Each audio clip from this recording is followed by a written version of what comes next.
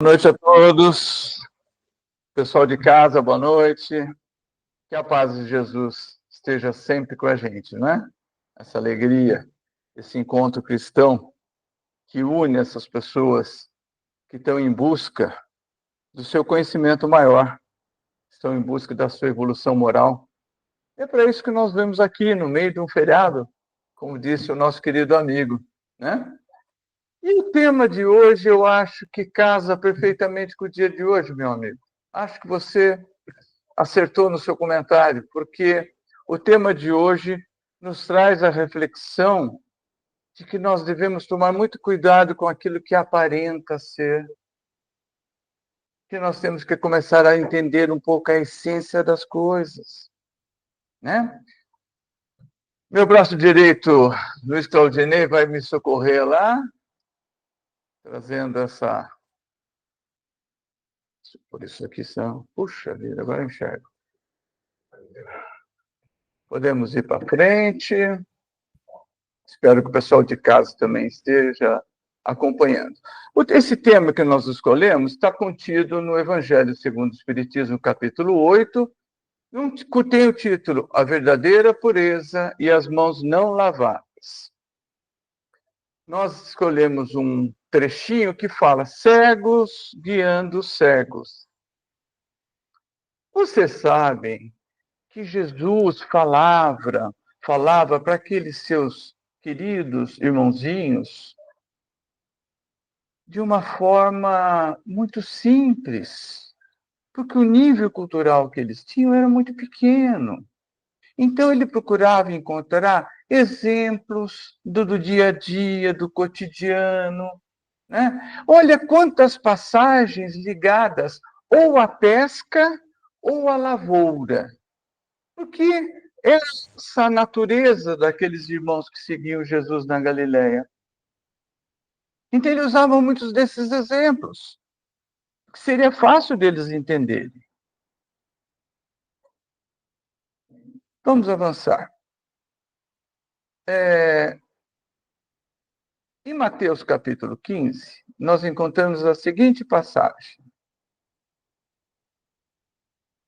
Os membros do Sinédrio, em especial os fariseus faziam parte da doutrina que controlava o templo de Abraão, né, o templo de Jerusalém. E eles eram muito duros com Jesus, né? Todos os demais também eram. Mas os saduceus, eles não tinham muita participação, era uma minoria que morava em Jerusalém. Os samaritanos não moravam lá, moravam na Samaria, que era bem distante, né? Os essênios moravam no deserto, né? Que eram os bicho-grilos da época, né? Eu brinco, porque eles pareciam os hippies, viu? Eles tinham uma linha de vida muito interessante, os essênios. Mas vamos lá. Os fariseus, então, fazem perguntas capciosas para Jesus. Queriam pegar Jesus no contrapé. Armavam pegadinhas para ver se ele se atrapalhava nas respostas. E disseram essa aí, por que violam os teus discípulos a tradição dos antigos? Em especial nesse dia, ele estava comentando porque alguns discípulos de Jesus foram à mesa a convite de um dos fariseus e não lavaram as mãos para comer. Vamos avançar o slide. Os judeus, eles eram extremamente ligados às tradições. Extremamente ligados às tradições. Hoje em dia, isso já não é mais assim, gente. Israel hoje é um país muito de vanguarda, tem excelentes universidades. As tradições ficaram reclusas, ficaram exclusivas aos chamados judeus ortodoxos ou judeus ultra-ortodoxos. São aqueles personagens que andam pela rua de roupa preta, chapéu, tem aquelas costeletas enormes, né? Tem uma série de regras que eles seguem, né? Mas os judeus, de um modo geral, eles não têm, abandonaram radicalmente as tradições e são muito mais focados na essência, né? Eu tenho amigos judeus que comem, inclusive, carne de porco, comem bacon, comem linguiça, Nem isso eles têm essa tradição mais, né?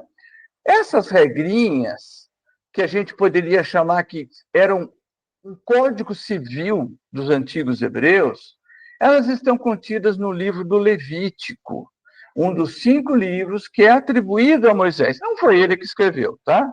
Quem escreveu foi um cara chamado Esdras. Mas ok, eles atribuíram a Moisés, a gente, como manda a tradição, a gente diz que são os 5 livros de Moisés, o Pentateuco. E nesse livro, então fala que não pode comer carne de porco, tem que lavar a mão, que mais? Não pode trabalhar no sábado, esse tipo de tradições. Era um povo muito tradicionalista. Alguém já se perguntou por que Jesus começou a sua missão com tanta idade? Jesus começou a missão dele com 29 anos. E terminou, foi crucificado com 33, portanto, durou 4 anos a missão de Jesus. Ora, no século I, no Oriente Médio, a expectativa de vida era de 45 anos. Por que Jesus esperou até os 29 para começar a missão dele? Tradição. Naquele tempo, os homens eram considerados adultos quando atingiam 15 anos.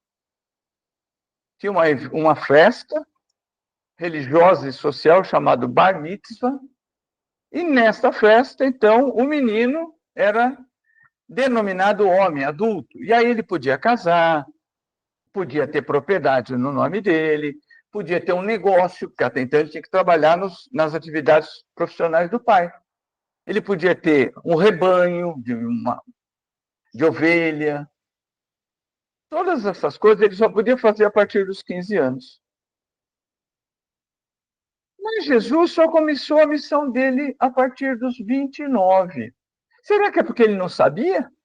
Não, porque aos 12 tem aquela passagem que ele foi ao templo ensinar para os frequentadores do templo as escrituras. Aos 12. Então não era falta de conhecimento. Mas Jesus sabia que existia uma tradição entre os judeus, que um homem com menos de 30 anos não poderia ser levado a sério. Então, nas questões religiosas, jurídicas, filosóficas, nas questões morais, se um cara de 20, 25 anos fizesse um comentário, corria o risco da sociedade falar isso aí, esse aí não tem maturidade suficiente para falar sobre isso. E caía no descrédito. Então, Jesus só começa a sua missão aos 29. Ninguém andava com RG naquele tempo, né? Ninguém ia pedir para ele para ver a idade dele. Com 29, ele já aparentava ter uns 30, as pessoas aceitavam. Olha como é forte a questão das tradições para eles. Jesus, inteligente, né? Falou, não tem importância. Em 4 anos eu dou conta do recado. Né? E foi o que aconteceu. A missão de Jesus, meus caros, era uma exclusiva, principal e importante missão de nos ensinar. Ele nos ensinava. Nos ensinava pelas palavras, nos ensinava pelas historinhas que ele contava, que se chamavam parábolas, nos ensinava pelos pensamentos, pelas orações que fazia, nos ensinava pelo exemplo que dava. Ele estava aqui para nos ensinar. E ele não perdia nenhuma oportunidade que surgisse para ele para fazer isso. Ele sabia que o tempo dele era curto. Só tinha que mudar o mundo em 4 anos. Sem internet, né? Sem Facebook.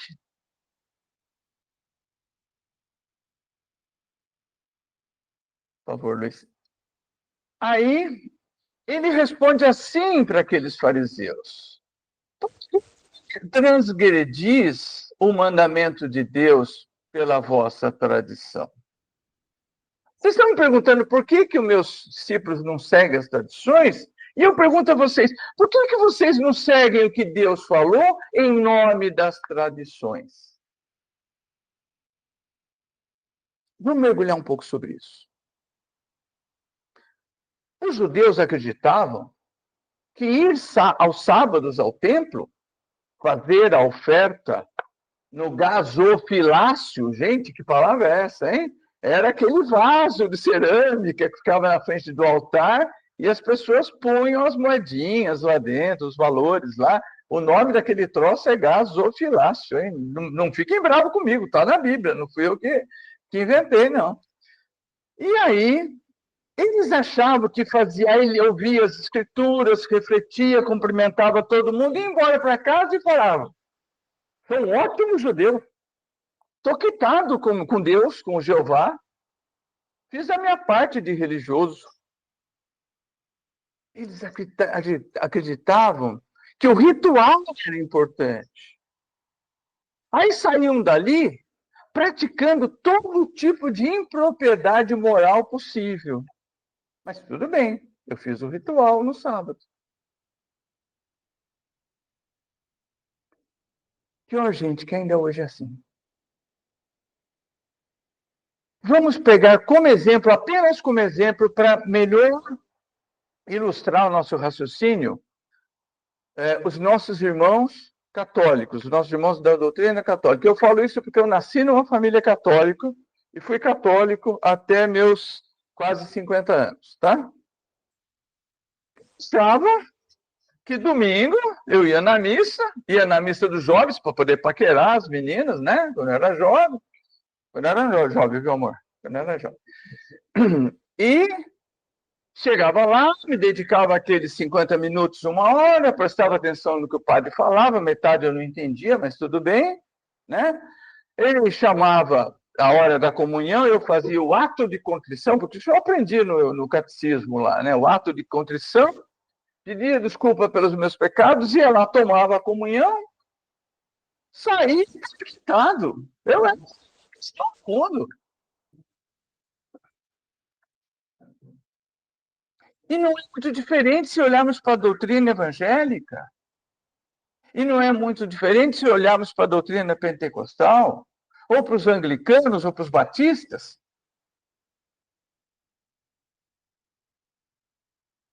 Mas Jesus não falava disso. Jesus não falava que era isso que era servir a Deus. Não falava que era isso que era amar a Deus. Não falava isso que era ser cristão, embora ele nunca tenha usado essa palavra. Jesus, ele aproveitava para ensinar a todos. E ele não teve um propósito de ofender aqueles que tivessem alguma deficiência visual, pelo amor de Deus. Ele era a essência da empatia. Jesus foi o cara que inventou a empatia, né? Vamos falar a verdade, né? Ele era um cara que era puro amor, amor ao próximo, amor a todos. Mas ele aproveita essa oportunidade e chama de cegos aqueles que acreditam na aparência das coisas.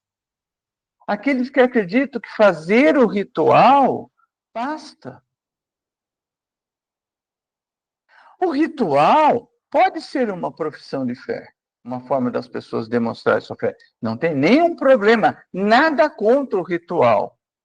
Desde que você entenda que você tem que ser cristão 24 horas por dia, 7 dias por semana. Não só no dia de ir no culto, na sinagoga, na igreja, no templo ou na casa espírita. Sim, porque nós também, gente. Nós também somos espíritas e temos muitos irmãos que acreditam que ir ao centro, tomar um passe, né? Eu não sei se vocês já tiveram a oportunidade de ver em São Paulo, a Federação Espírita do Estado de São Paulo é um prédio enorme lá na Viaduto Maria Paula. Todo dia tem gente dando passe lá. E as pessoas fazem fila para tomar o passe. O pessoal que trabalha no centro de São Paulo, né? São 5 milhões de pessoas, é uma quantidade, uma porção de gente lá.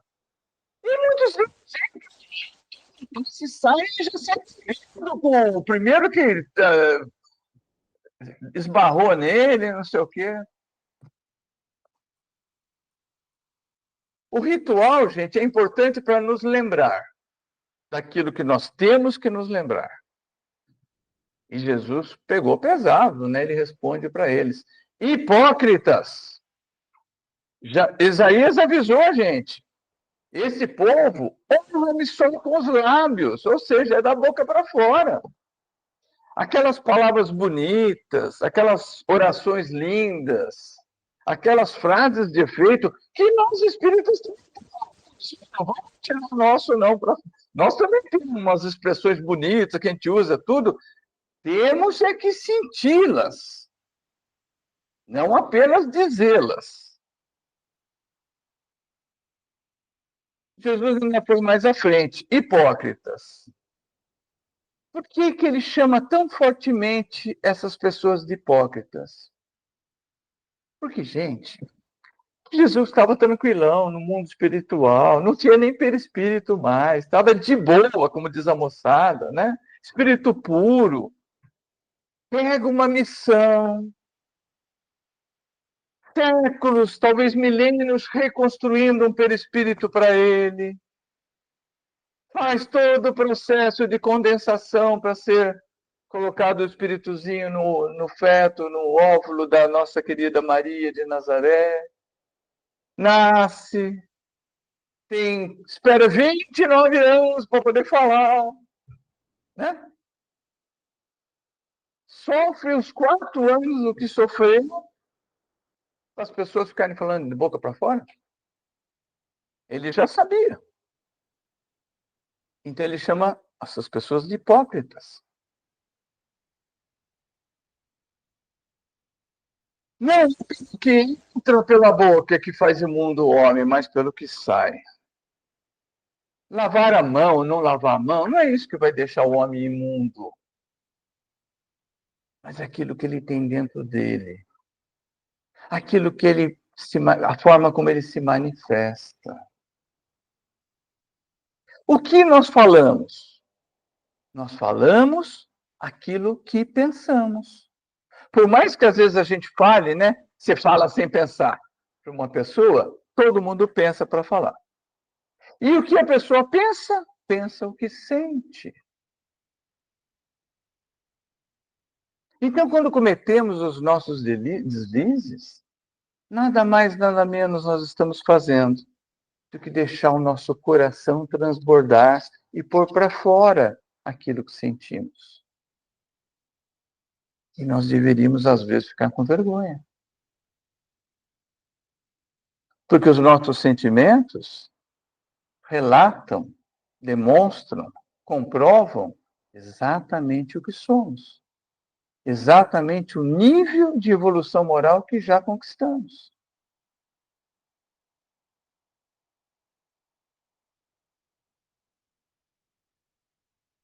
A solução para isso, queridos, prestigiar Jesus,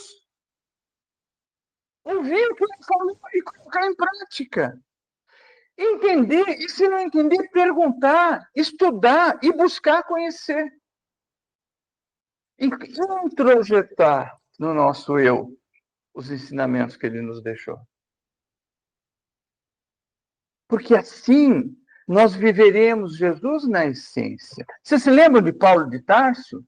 Que falaram, poxa, você está dando testemunho de Jesus? Ele fala, não, já não sou eu quem vive, é Jesus que vive em mim.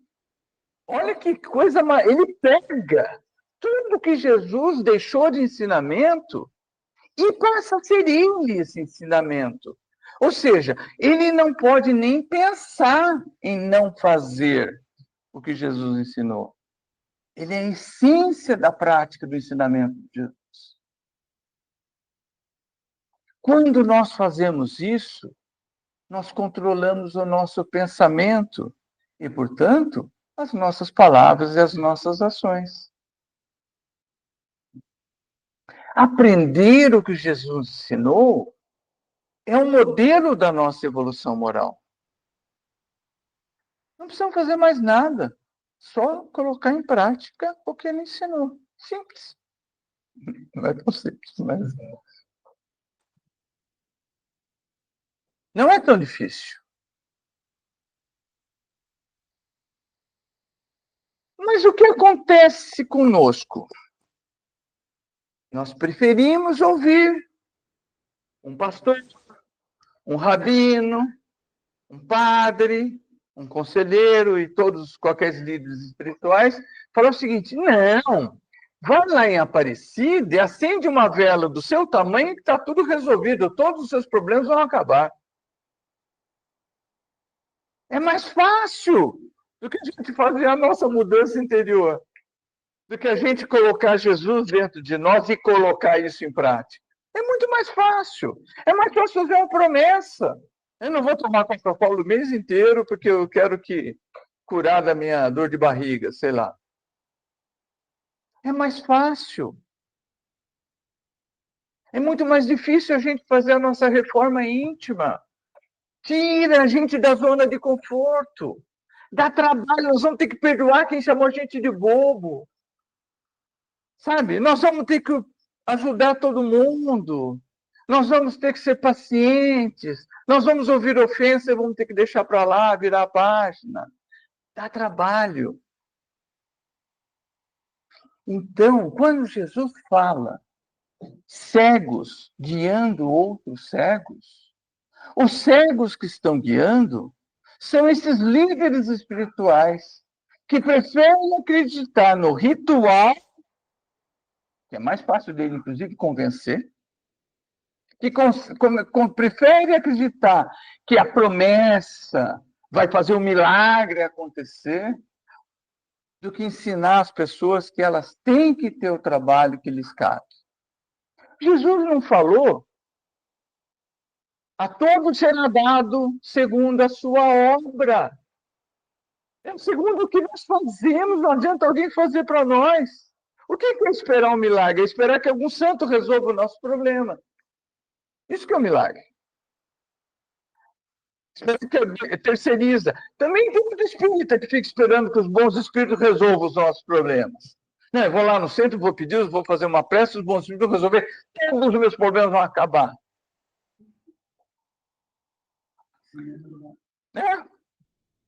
Nós podemos pedir ajuda para os bons espíritos, para os santos, para o Pai de Santo, não importa a religião, sem preconceito nenhum. Podemos. Senhor, me dê força para encarar os problemas de frente, ter coragem. Me dê inteligência para ajudar a encontrar a solução para aquilo que surgir. Me dê determinação para eu vencer as doenças que estarão no meu caminho. Pedir com fé, porque com fé a gente remove as montanhas. Que montanhas? Montanhas dos obstáculos que vão surgir na nossa vida. É isso que a gente pede. Não é para me livrar do problema. Eu vou fazer uma entrevista de emprego. Ah, minha Nossa Senhora, me arruma um emprego, faz eu passar no emprego. Eu não tenho o que fazer. Você que vai ser entrevistado, não é ela? Ela passaria, com certeza.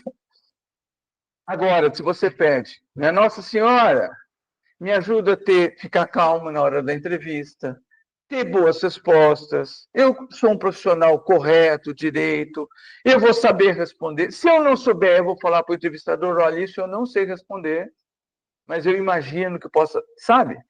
É isso que a gente pede. Ajuda para nós vencermos os nossos obstáculos. Então, nós precisamos tomar cuidado, porque se tem cegos guiando um bando de cegos, esses cegos que estão sendo guiados têm que ser mais lúcidos. Porque a gente gosta de ouvir que se eu puser um copo d'água virado com uma flor de ponta-cabeça, ou Santo Antônio dentro da água para casar, não é isso que tem uma simpatia dessa? E não sei o quê, e vai dar tudo certo. Se a gente acredita nisso, a gente também quer o mais fácil. Aí não acontece. Nós trabalhamos no centro lá em Jundiaí com orientação de espíritos necessitados. Não foi uma vez que eu orientei espírito me dizendo o seguinte: poxa, eu estou aqui no céu, eu não consigo achar o terreno. Eu dei todo o meu dinheiro para o pastor e não acho o meu terreno aqui no céu. Dá dó, dá dó. Mas esse é um dos cegos que Jesus falou. Ele quis acreditar. Ao invés dele ser uma boa pessoa, fazer o bem, fazer a caridade, ser um bom cristão, ele preferiu pegar o dinheiro dele e dar para o pastor, dá menos trabalho. Percebem? Então, nós, espíritas, temos que ter a lucidez de saber como nós queremos conduzir a nossa fé. Porque Kardec nos ensinou a fé raciocinada. A fé com inteligência. Ter fé naquilo que você deve ter fé. Não em ritual, não em fantasia, fenômeno, né? Nada disso. Temos o livre-arbítrio, meus queridos. Temos o livre-arbítrio. Não dá para dizer, eu fui enganado pelo padre, eu fui enganado pelo rabino, eu fui enganado pelo pastor. Não dá. Nós nascemos com cérebro, inteligência, raciocínio. Salvo pessoas que possam ter alguma limitação nessa área, os outros todos não têm desculpa. Para um pouquinho e pensa. Pense um pouquinho a sua espiritualidade. Pense um pouquinho a sua religiosidade. Pense um pouquinho a sua fé. Esse Deus que nós acreditamos. O que ele faz por nós? Pense um pouquinho. Não dá para jogar tudo nas costas dele. Nós temos que fazer a nossa parte. Ele nos ajuda quando a gente faz a nossa parte. Eu estava conversando com Dona Thelma agora há pouco e eu falei, puxando, sou mais um livro, mas eu nem sei se sou eu que escrevo, não sei se eu sou escritor. Aí, já é o 5º livro, né? E aí, cada vez que termina o livro, a espiritualidade fala, muito bem, parabéns, descansa um mês e começa a escrever o próximo. E eu falo, sou escritor, vocês pegaram o cara errado. Mas chega na hora, sai. Eu vou estudar, eu vou ler um monte de livro, eu vou conversar com as pessoas, eu escuto palestra, e sai. Eles ajudam. Tenho certeza que eles ajudam. Tenho certeza que eles ajudam, porque se depender de mim. Mas a gente tem que fazer a nossa parte.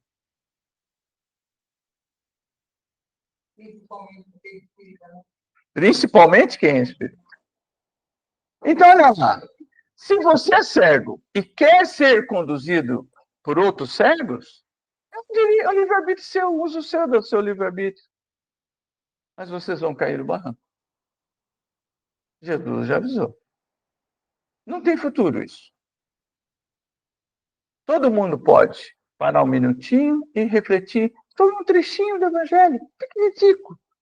Não entendi direito. O que quer dizer essa palavra? Hoje em dia tem o Google em qualquer celular.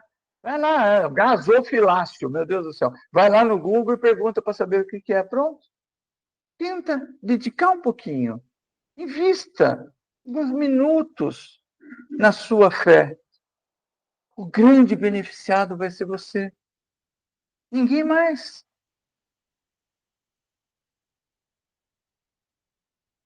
Vamos lá. São cegos, né? São cegos por escolhas. Vamos mais uma, por favor, Luiz. Só para ver como é que é a cegueira coletiva, esse cidadão aí, tal de Nicolau Copérnico, cientista polonês do século XV, XVI, ele chegou um momento e falou assim, olha, o céu é o centro do sistema estelar, do sistema solar. Gente, foi para a fogueira. Fizeram um julgamento eclesiástico, pode avançar. Fizeram um julgamento eclesiástico e ele estava sendo condenado para a fogueira. O Papa Urbano VIII, que gostava um pouco dele, livrou a pele dele. E ele teve que se redimir e falar, não, eu estava enganado, a Terra que é o centro do sistema solar. Tudo gira em volta da Terra. Que era o que a igreja de então pregava. Olha o que é ignorância. Mas sabe o que é mais incrível? Quase todo mundo que era fiel daquelas igrejas, da Polônia, da Alemanha, concordava com a fogueira. Concordava. Eram cegos guiando outros cegos. Ninguém parou para pensar um pouquinho. Ninguém parou. Não é o sol que dá a volta assim. Nós é que estamos dando a volta em volta do sol. Ninguém parou para pensar. Iam cometer um erro grave, matar uma pessoa queimada que estava certo. Adquirir conhecimento, meus caros. Adquirir conhecimento é o caminho para a nossa construção de uma fé raciocinada. Porque o conhecimento é a capacidade que nós temos de aprender e compreender. Aprendemos, ouvimos, aprendemos, raciocinamos. Ah, entendi. Compreendemos. Não é decoreba. Não é falar porque o pastor falou. Não é falar porque o Luiz Afonso foi lá e falou. Não. É entender. Então, perdeu um minutinho para entender as coisas. Né? A capacidade inata de evoluir. Nós nascemos para crescer em conhecimento todo minuto da nossa vida. Já observaram um bebê que nasce totalmente ignorante? Você pega uma criança de 3 anos hoje, ela sabe mais de tecnologia que eu. Eles mexem melhor no celular, minhas netas me ajudam a arrumar meu celular, porque eu me atrapalho. É. As 4 netas lá, eu peço socorro para elas ajudarem a mexer no meu celular, a programar. Olha que fome de conhecimento. Nós somos assim. Ah, mas depois de velhinho muda? Não muda. Continuamos curiosos para aprender. Talvez mude o assunto de interesse, o foco de interesse mude, mas nós continuamos curiosos. Isso é muito importante. É tão importante que o Espírito da Verdade, no capítulo 6 do Evangelho segundo o Espiritismo, disse. Ele disse que eu estou falando. Ele disse assim: Espíritas, amai-vos, eis o primeiro ensinamento. Instruí-vos, eis o segundo. O Espírito da Verdade, fazer constar isso no Evangelho segundo o Espiritismo, é porque é importante. Para ele pôr isso como uma coisa, a segunda coisa mais importante para um espírita, é porque é muito importante. Então, nós, espíritas, temos sempre que fazer o que estamos fazendo agora, nesse momento, em casa. Estamos nos instruindo, mutuamente. Porque não pensem, não. Primeiro a ouvir a palestra sou eu, tá? Não pensem que aqui tem algum sabichão, porque não tem. É isso que faz com que o espírita queira cada dia mais evoluir. Evoluir moralmente é adquirir conhecimentos morais constantemente. Acho que é isso. As coisas que saem da boca vêm do coração. Portanto, a higiene mental, tirar da nossa mente as coisas que não nos trazem nenhum valor, é fundamental. Tirem o rancor, as mágoas, a inveja, o ciúminho, a ofensinha. Tira essas bobagens, tira da cabeça, tira, esquece. Não, mas eu não sei o que, me chamou de bobo no último domingo. Deixa, coitado dele, reza para ele. Chamou de bobo, reza para ele. Não, tem problema de família, tem 20 anos que eu tenho esse problema. Deixa, perdoa, manda um Feliz Natal, Feliz Páscoa. Não perca tempo com essas bobagens. Tira da sua mente que você só se polui, você só se contamina com coisa negativa. Você deixa a sua mente, que devia estar aprendendo a ter fé, a entender Jesus, para guardar a bobagem que alguém te fez, porque alguém olhou feio para você no trabalho. E higiene mental, gente. Finalizando, buscar constantemente nossa evolução moral para que não desperdicemos a oportunidade que Deus nos deu de pagarmos com amor as nossas dívidas e conquistar a verdadeira felicidade. A reencarnação é a nossa escola. No mundo espiritual aprendemos, mas lá é aula teórica, como eu falo. A aula prática é aqui. É aqui que tem gente de mau humor, tem gente que um torce para o Corinthians, outro torce para o Palmeiras. É aqui que a coisa fica. Então, aproveitarmos cada oportunidade que temos para evoluir é um presente. Que Deus nos abençoe a todos.